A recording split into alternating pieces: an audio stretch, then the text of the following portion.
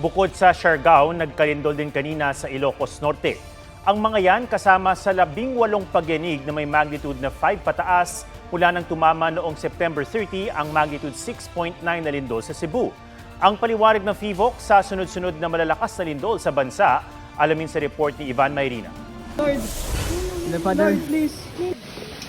Matapos sa magnitude 6.9 na lindol na yumanig sa Cebu noong September 30, sa tent city na tinawag na Bayanihan Village, pansamantalang naninirahan ng mga ilang pamilya sa San Remigio, Cebu. Sa ngayon, nasa 250 pamilya ang nananatili rito.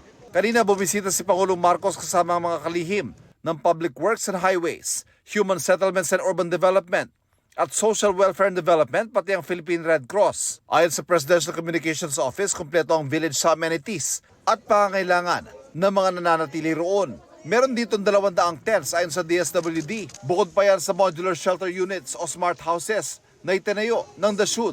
Whether you live in a family tent or a smart home that these will build, the important thing is yung pangako ng ating Pangulo, yung utos ng ating Pangulo nangyari.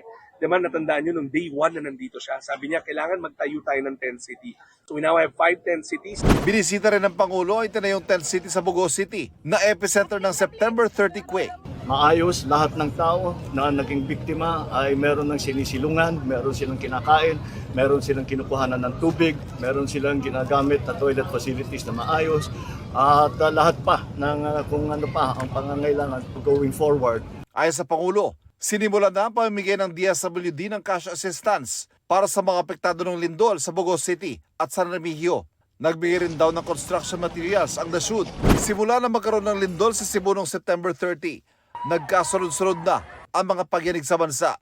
At hanggang kaninang alas 4:30 ng hapon, halos 130 na lindol na may magnitude 4 pataas ang naitala. 18 naman ang lindol na may magnitude 5 pataas, gaya ng magnitude 5 na lindol kanina sa Ilocos Norte. Pero ano nga ba ang ibig sabihin ng sunod-sunod na lindol na ito sa bansa? Nagkataon lang talaga na may ganung mga lindol. In fact, hindi naman first time dito sa Pilipinas na ganyan yung nangyari na may sunod-sunod na mga lindol. Noong 2019 nga, naranasan na rin daw ang magkakasunod na malakas na lindol. Hindi na rin daw ito katakataka dahil ang Pilipinas nasa Pacific Ring of Fire, ang palibot ng Pacific Ocean, kung nasa ang mga pinakatibong bulkan at fault line sa daigdig. Sakaling tumamang malakas na lindol gaya ng The Big One, pinangangambahan ng DILG ang kondisyon ng mga komunidad ng mga informal settler.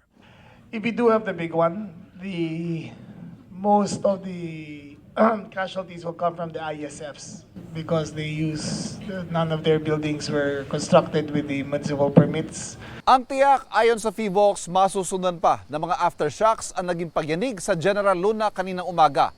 Pero sa kung susunod na bang yayanigin ang inyong lugar, wala makapagsasabi niyan na para bang forecast sa isang bagyo. Kaya ang pinakamainam, laging maghanda. Ivan Mayrina nagbabalita para sa GMA Integrated News.